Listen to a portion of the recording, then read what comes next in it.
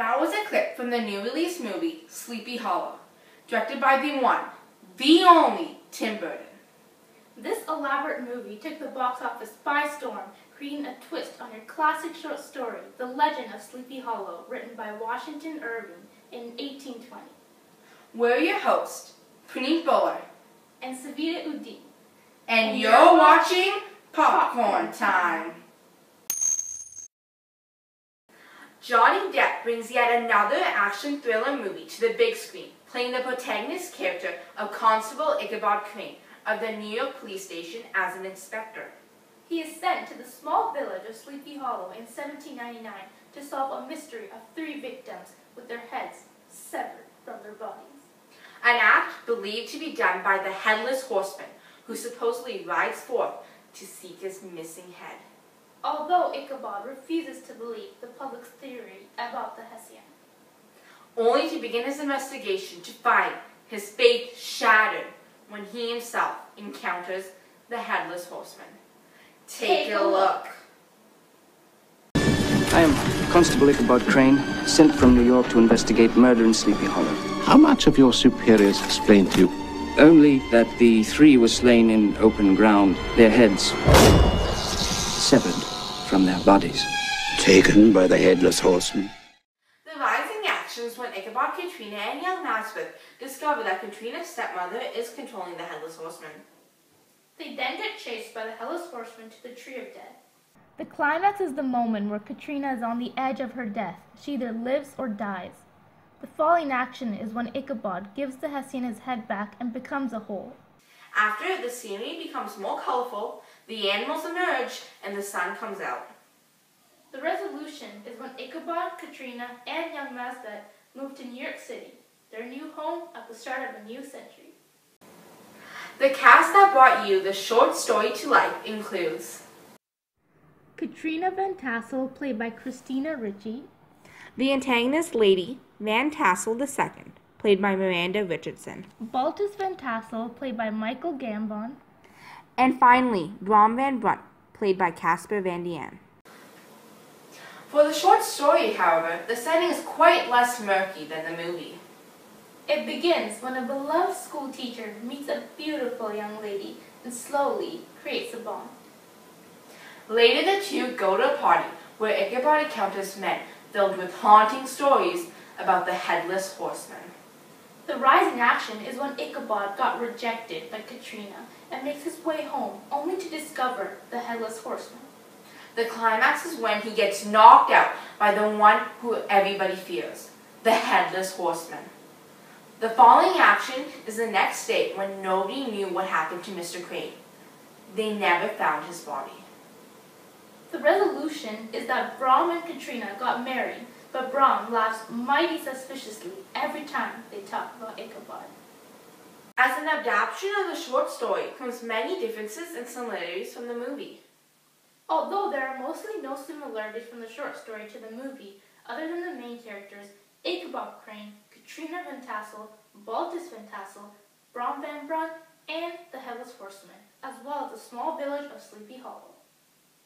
Additionally, both tales capture the gothic tone of Sleepy Hollow, filling the scenes with creepy houses, elaborate costumes, and an atmosphere filmed in dark colors. Another similarity is that Brom Van Brunt was filled with envy of Ichabod's capabilities in the village. Also, both tales revolve around the factor of science versus superstition. Finally, the last similarity is the Headless Horseman's desire for his lost head, even though in the movie he retrieves his head back. Now on to the differences. Basically everything. Every movie adaptation can't be exactly like its original. Therefore, Tim Burton decided to add many plot twists in the movie. Starting from the character's role to the story's plot line, there are many differences.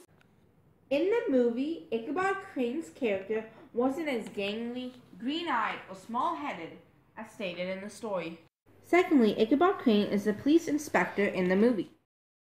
In the story, he is the village's favorite man due to the fact he's involved in the community as a teacher, telling stories of witchcraft, and doing chores house to house. As well as in the story, the main theme was the love triangle between Brom, Ichabod, and Katrina. whereas in the movie, the main theme was supernatural and love.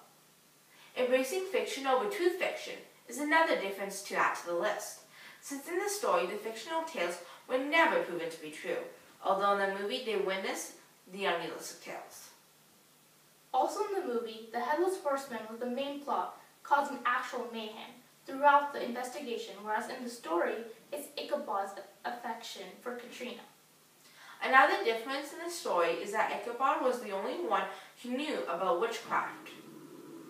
But in the movie, Katrina was the only one who knew about the witchcraft, as well as performing it. Ichabod was scared to know of this power.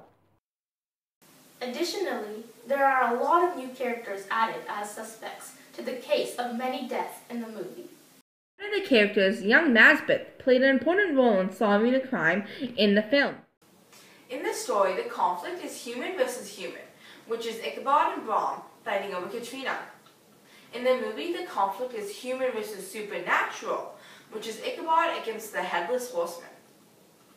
In the end of the movie, Katrina and Ichabod get married, whereas in the story, Brom and Katrina get married.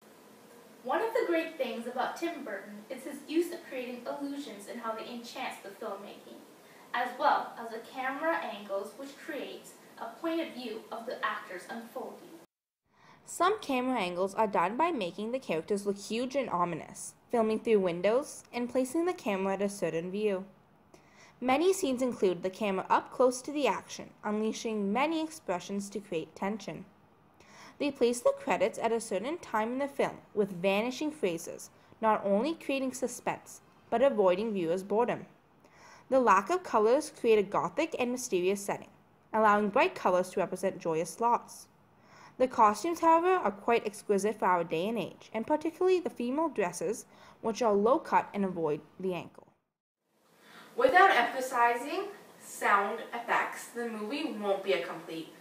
The main technique that audiences will remember is the dark music, composed by Derry Elfman, who creates suspense, as well as the music which adapts the climax, creating different emotions. We would recommend teens and adults to purchase the admission fee to the movies, due to the fact of its suspense created by the film techniques. But mostly because of Tim Burton's new twist on a classic short story everybody loves. Tim Burton did Washington Irving proud because he published his short story, creating a worldwide sensation, even though he didn't manage to capture the exact part of his tale. Out of 10 stars, we would rate this film 7.5 due to the fact it creates suspense while the Headless Horseman continues his rampage. Beware, the Headless Horseman might be on the rampage for you! Thank you for joining us this afternoon. I'm Savita Regine. I'm Penny Buller, and you're watching Popcorn Time. The Headless Horseman!